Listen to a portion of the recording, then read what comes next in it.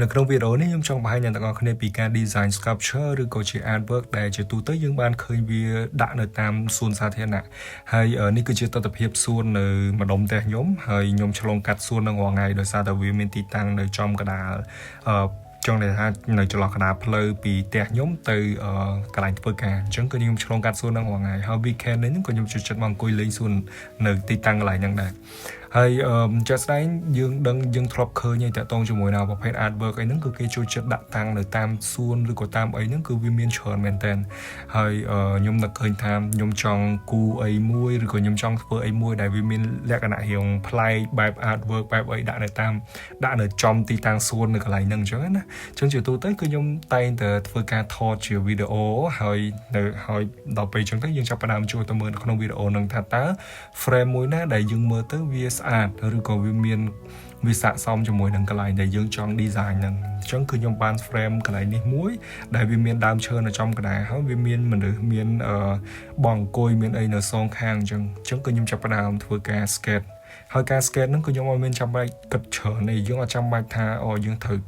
គិតព្រៀងថាតើយើងគួរធ្វើម៉ូដមិនអីមិនបើសិនសម្រាប់ខ្ញុំវិញគឺខ្ញុំចាប់ផ្ដើមមកគឺខ្ញុំគូយកតែម្ដងគឺខ្ញុំអត់គិតច្រើនទេដោយសារតែ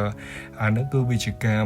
កំសាន្តមួយអញ្ចឹងវាគ្រាន់តែជាប៉ិតយើងបានន័យថាយើងគូទៅតាមអារម្មណ៍របស់យើងអញ្ចឹងណាអញ្ចឹងតកតងជាមួយនឹងអាភាពកោងរបស់គំនូរហ្នឹងឬក៏អីហ្នឹងគឺវាទៅតាមអីដែលយើងចង់បានហ្នឹងទៅហើយជាក់ស្ដែងពីដំបូងគឺខ្ញុំមានគម្រោងចង់គូ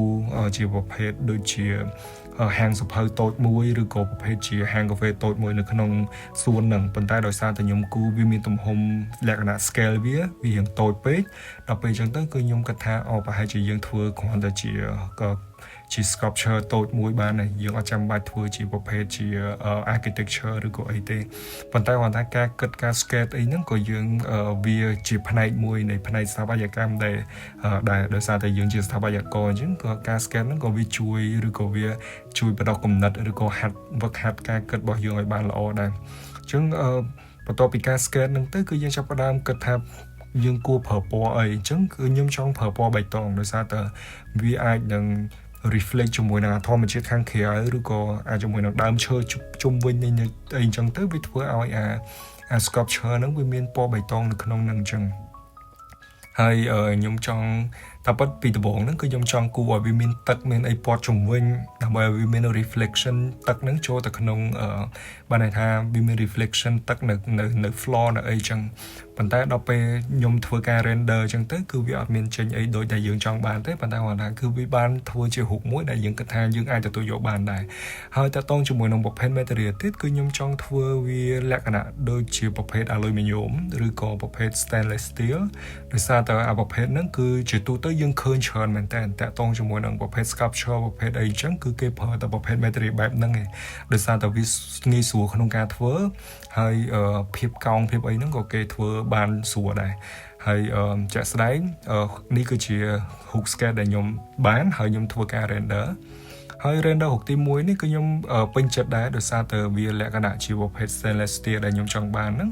ហើយតកតងជាមួយនឹងរូបទី2នេះវិញគឺវាមានវា material វាដូចជាក្បឿងអញ្ចឹងដូចលក្ខណៈថាដូចក្បឿងព្រោះអីអញ្ចឹងណាហើយខ្ញុំគិតថាវាស្អាតមួយយ៉ាងដែរប៉ុន្តែគាត់ថាខ្ញុំចង់បានអីដែលវារៀងលេចធ្លោអញ្ចឹង